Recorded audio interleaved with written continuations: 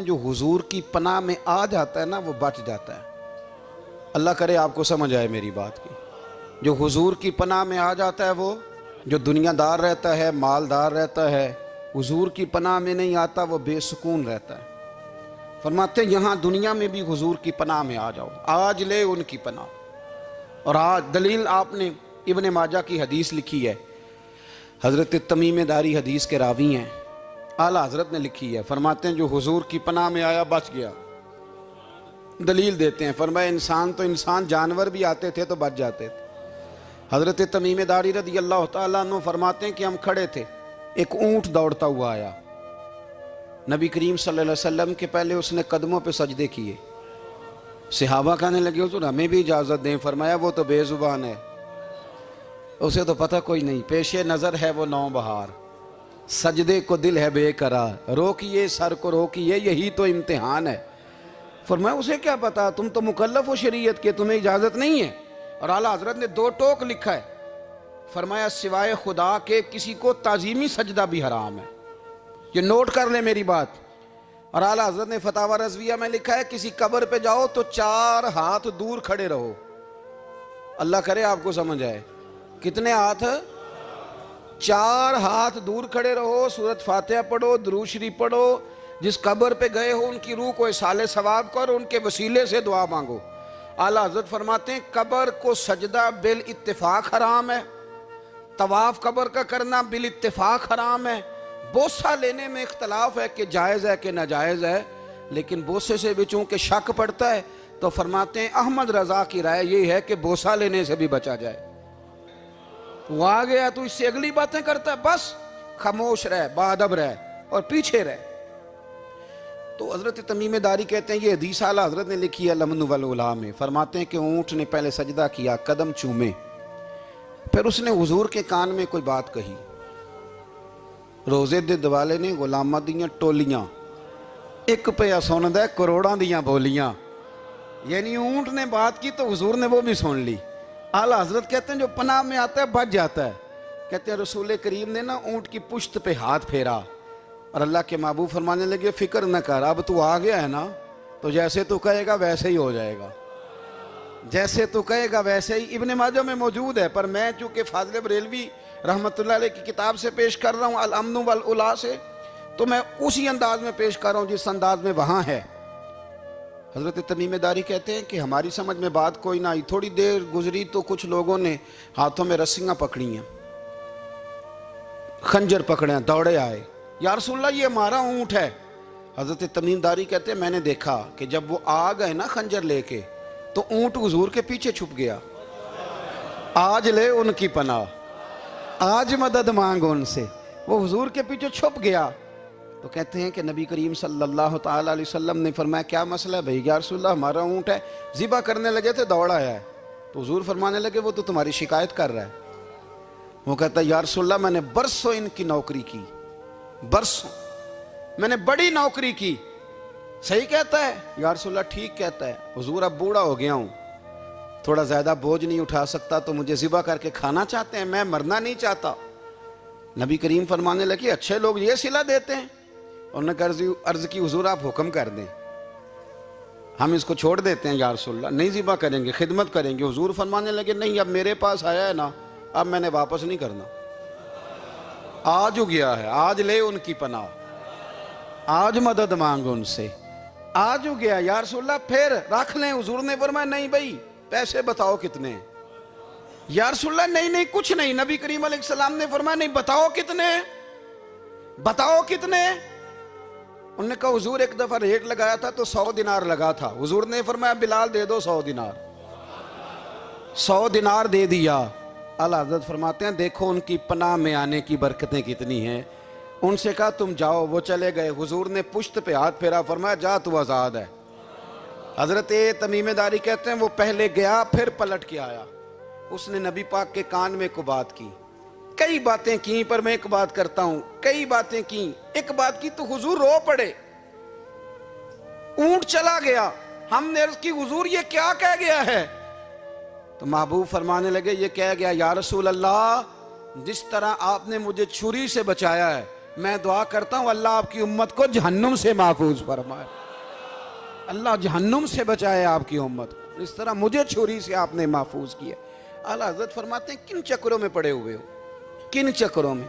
پیسوں کی پناہ لیتے ہو، عہدوں کے پیچھے چھپتے ہو، دولت کے پیچھے چھپتے ہو، تعلقات کے پیچھے چھپتے ہو۔ فرمایا مصیبت آئے گی تو یہ سارے ہٹ جائیں گے، اگر پناہ لینی ہے تو مدینے والے محبوب کی پناہ لو، دروازہ رسول پہ آؤ، نبی کریم کی بارگاہ میں جھکو، حضور سے پیار کرو۔ اعلیٰ حضرت فرماتے ہیں محبوب کا ادب کرو، رسول اللہ کی غلامی کرو۔ فرماتے ہیں پھر کے گلی گلی تباہ، ٹھوکریں سب کی کھائیں کیوں، دل کو جو عقل دے خدا تو تیری گلی سے جائے کیوں۔ اور فرمانے لگے جان ہے عشق مصطفیٰ، روز فزوں کرے خدا، جس کو ہو درد کا مزہ وہ ناز دوا اٹھائے کیوں، جس کو ہو درد کا مزہ وہ ناز دوا اٹھائے کیوں۔ انہوں نے محبوب کریم کی محبت کا پیغام دیا، صحابہ کی محبت کا، بولیے، صحابہ کی محبت کا پوری کتاب لکھی حضرت صدیق اکبر جناب عمر کے فضائل پر۔ اور مزے کی بات یہ ہے کہ اعلیٰ حضرت نے نا اردو شاعروں میں سے کسی کو توفیق نہیں ہوئی حضور کو شہنشاہ کہنے کی، اعلیٰ حضرت نے کہا میرے نبی شہنشاہ ہیں۔ دلیل کیا دی؟ فرمانے لگے پڑھو ترمذی، حضور نے فرمایا میرے دو وزیر زمینوں میں ہیں، دو آسمانوں میں۔ زمین کے دو وزیروں کے نام ابو بکر اور عمر ہیں، آسمان کے دو وزیر ہیں جبریل اور میکائیل۔ اعلیٰ حضرت کہنے لگے حضور وزیر تو کسی شہنشاہ کے ہی ہوتے ہیں، پھر کہہ لو نا شہنشاہ۔ تو پھر فرمانے لگے حاجیو آؤ شہنشاہ کا روضہ دیکھو، حاجیو آؤ شہنشاہ کا روضہ دیکھو، کعبہ تو دیکھ چکے اب کعبے کا بھی کعبہ دیکھو، کعبہ تو دیکھ چکے اب کعبے کا بھی، غور سے سن تو رضا کعبے سے بھی آتی ہے صدا، میری آنکھوں سے میرے پیارے کا روضہ دیکھو۔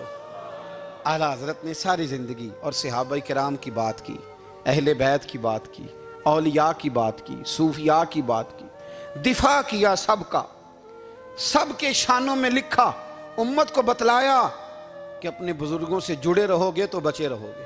اعلیٰ حضرت نے طنز کرنے سے، تنقید کرنے سے، بلا وجہ غلطیاں نکالنے سے اور ایک دوسرے پر لان تان کرنے سے ہمیں بچنے کو کہا۔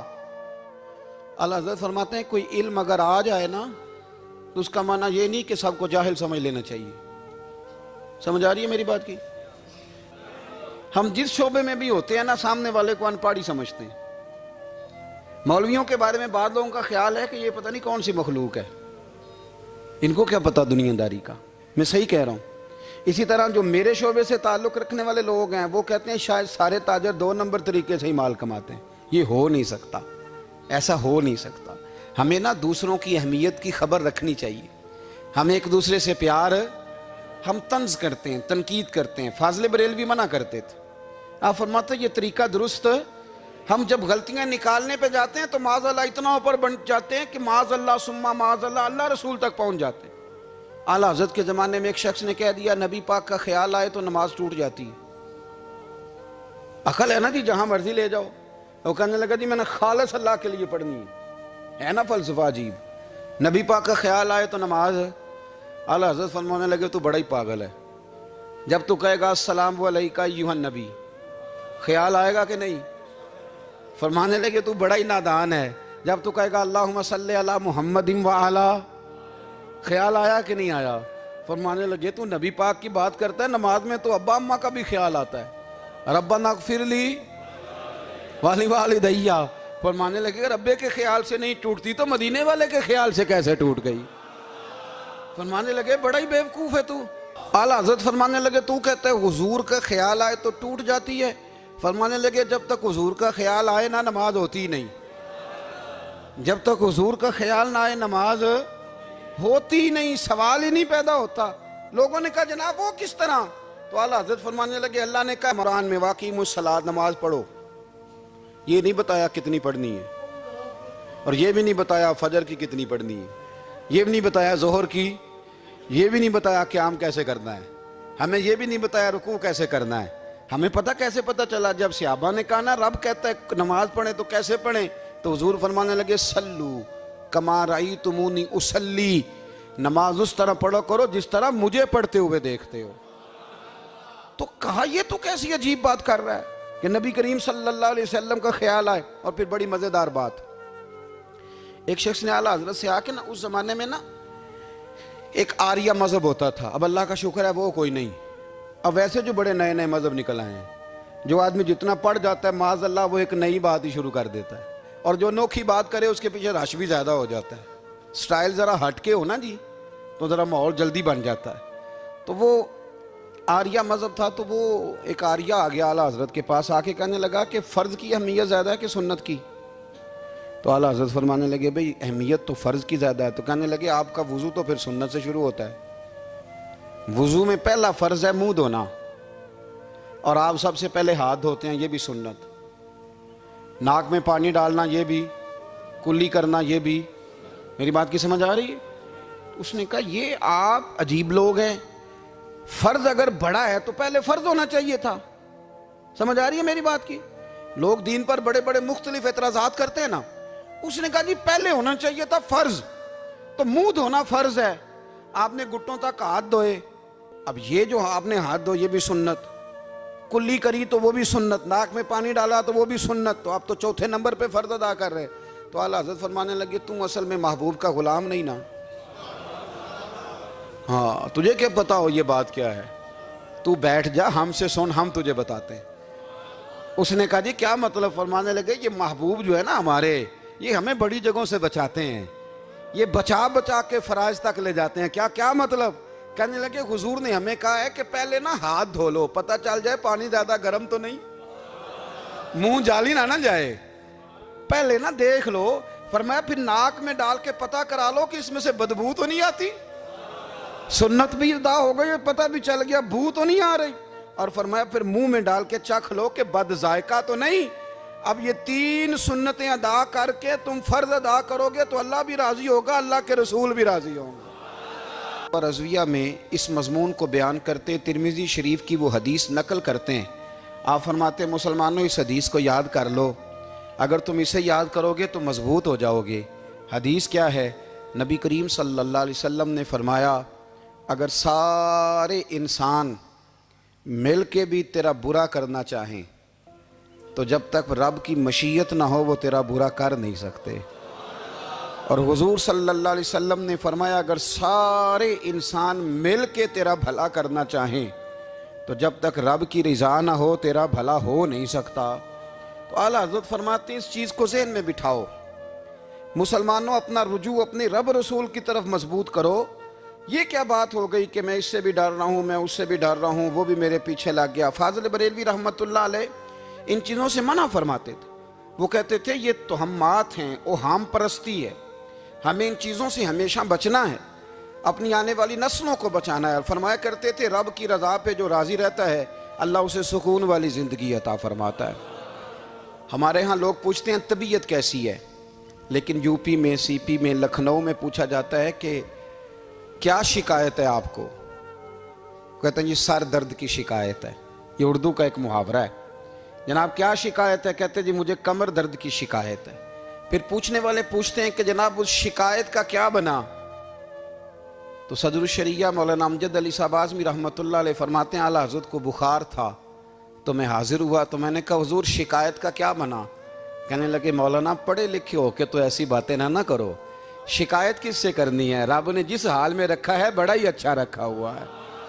شکایت کا کیا معنی ہوا؟ اللہ نے جہاں سمجھا مناسب اس نے ہمیں رکھا ہے, شکایت کیا ہوتی ہے؟ مجھے کسی سے شکایت نہیں. فرمایا کرتے تھے الحمدللہ مجھے سر درد بھی ہوتا ہے اور بخار بھی ہوتا ہے اور میں بڑا خوش ہوں. یہ وہ والی بیماریاں ہیں, یہ وہ امراض ہیں جو نبیوں کے قدم بھی چومنے آیا کرتے تھے.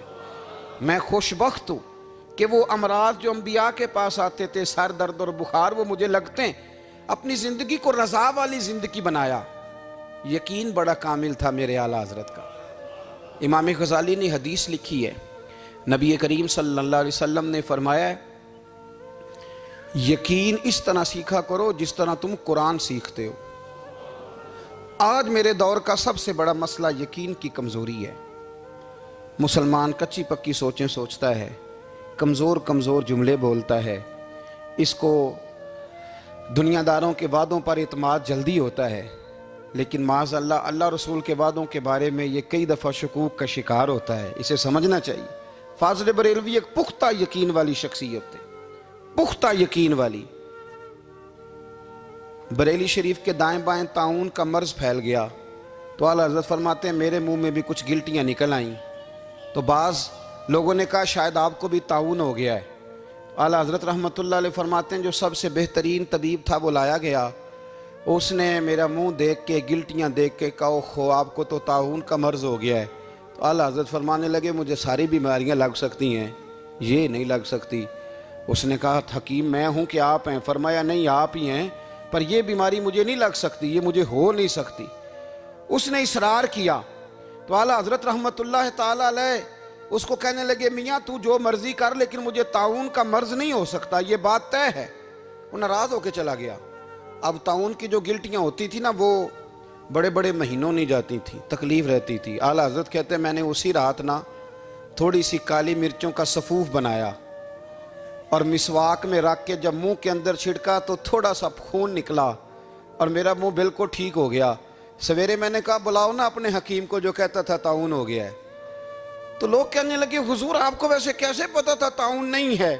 فرمانے لگے پتہ اس طرح تھا کہ اللہ کے رسول صلی اللہ علیہ وسلم نے ایک دعا ارشاد فرمائی ہے، فرمایا کسی مریض کو دیکھ کے پڑھ لو الحمدللہ الذی مما ابتلاک بہ وفضلنی علی کثیر ممن خلق تفضیلا۔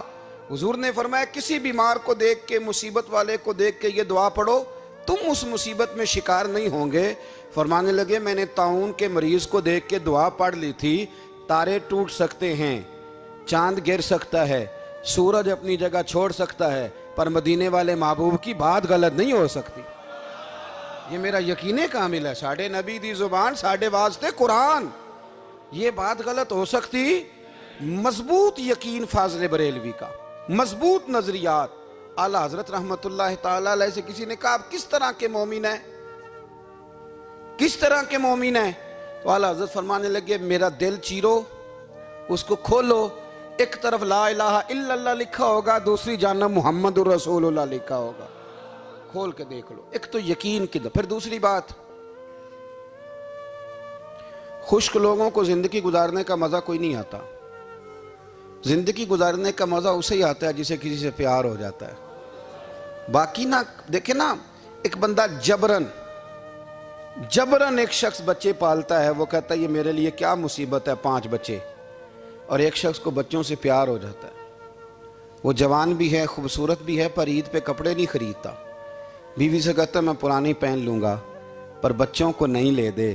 اور بھائی تیری خواہشیں مر گئی ہیں، تیری خوبصورتیوں کی طرف جانے کی آرزویں ختم ہو گئی، تو کہنے لگا سارا کچھ ہے پر بچوں سے پیار جو ہو گیا ہے۔ اعلیٰ حضرت رحمۃ اللہ علیہ بہت بڑے فلسفی تھے، منطقی تھے، بہت بڑے سائنسدان تھے۔ یہاں بڑا سنجیدہ اجتماع ہے، میں بڑی خاص بات کرنے لگا ہوں۔ سارے سائنسدان کہتے ہیں زمین گھومتی ہے، اعلیٰ حضرت نے اتنی موٹی کتاب لکھی ہے زمین ساکن ہے۔ فرماتے تھے ہم جیسے مرضی سائنسدان کہیں کہ آپ نے دلائل دی ہیں۔ آپ فرماتے ہیں جب نبی کریم علیہ السلام کی حدیث مسلم شریف میں موجود ہے کہ جب اللہ نے زمین کو پیدا کیا زمین کانپنے لگی تو اللہ نے پہاڑوں کو میخیں بنا کے قلعے بنا کے اندر لگا دیا تو زمین ٹھہر گئی۔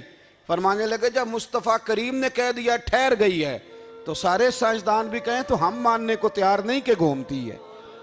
انہوں نے دلائل دیے۔ وہ ہمیں نہ روز کہہ دیتا ہے ڈاکٹر آپ کی طبیعت خراب ہے، کھانسی ہے، گھر میں کسی اور کو تو نہیں؟ ہاں جی ہے جی، وہ کہتے اسی کی وجہ سے ہو گئی ہے۔ او خدا کے بندے، نبی کریم علیہ السلام نے فرمایا بیماری متعدی نہیں ہوتی، ایک سے دوسرے کو نہیں لگتی۔ اور بڑے سادے انداز میں مسلم کی حدیث ہے، ایک صحابی نے کہا یا رسول اللہ میرے اونٹ کو اس اونٹ سے خارش پڑ گئی ہے، تو اللہ کے رسول فرمانے لگے تیرے اونٹ کو تو اس سے پڑیا تو اس کو کہاں سے پڑی تھی؟ کہنے لگا جی وہ تو قدرتی معاملہ ہے، تو حضور فرمانے لگے یہ بھی قدرتی معاملہ ہے۔ اب ہمیں جو مرضی، اعلیٰ حضرت کے زمانے میں لوگوں نے کہا کشش ثقل ہے، زمین اپنی طرف چیزوں کو کھینچتی ہے، دلیل کیا ہے؟ وہ کہنے لگے جی سیب گرتا ہے تو زمین پہ، آم گرتا ہے درخت سے تو زمین پہ، امرود گرتا ہے تو، انار گرتا ہے تو زمین میں کشش ہے، کھینچ لیتی ہے۔ اعلیٰ حضرت فرمانے لگے شاباش، سائنسدان جو کہیں گے ہم مانیں گے۔ فرمانے لگے زمین نے آدھا کلو کا سیب کھینچ لیا ہے، 1.5 پاؤ کا انار کھینچ لیا ہے، پر ہم نے غبارے میں 1.5 چھٹانگ ہوا بھر دیا، وہ تو زمین سے کھینچا نہیں گیا۔ یہ کس قسم کی کشش ثقل ہے؟ یہ ابھی 2 سال پہلے ڈاکٹر عبدالقدیر خان کا مضمون چھپا تھا روزنامہ جنگ میں۔ وہ کہتا ہے مجھے وہ مولوی چاہیے تھا جس کے پاس قرآن حدیث بھی ہو اور سائنس کے علوم بھی ہوں۔ کہتا میں نے زمانے کے دروازے کھٹکھٹائے، پھر میں پہنچا بریلی کے امام کے پاس، اور کہتا ہے وہاں جا کے نہ میں ٹھہر گیا ہوں، اس لیے کہ مجھے قرآن و سنت کا نور بھی ملا ہے اور مجھے سائنس کے رموز بھی ملے ہیں۔ یہ واحد شخص ہے جو دین کو سائنس کا پابند نہیں کرتا بلکہ سائنس کو مدینے والے کا غلام بناتا ہے، مدینے والے کا غلام بناتے ہیں۔ تو اعلیٰ حضرت فرمانے لگے عجیب فلسفہ ہے نا جی، آم کھینچ لیا اس نے، سیب کھینچ لیا، امرود کھینچ لیا، پر اس سے 1.5 چھٹانگ والا غبارہ۔ تو لوگوں نے کہا حضور پھر مسئلہ کیا ہے؟ آپ فرمانے لگے مسئلہ یہ ہے کہ ہر چیز اپنی اصل کی طرف لوٹ جاتی ہے، ہر چیز اپنی، سیب، امرود، انار زمین سے پیدا ہوتے ہیں تو زمین پہ گرتے ہیں، ہوا کی اصل اوپر ہے، اس لیے جب غبارے میں ہوا بھریں گے تو ہوا اس کو اوپر لے جائے گی۔ ہاں جب اس سے ہوا نکل جائے گی تو پھر غبارہ جو جس کی اصل ہوتی ہے ادھر لوٹ جاتا ہے۔ انسان مٹی سے بنا ہے تو جاتا کہاں ہے؟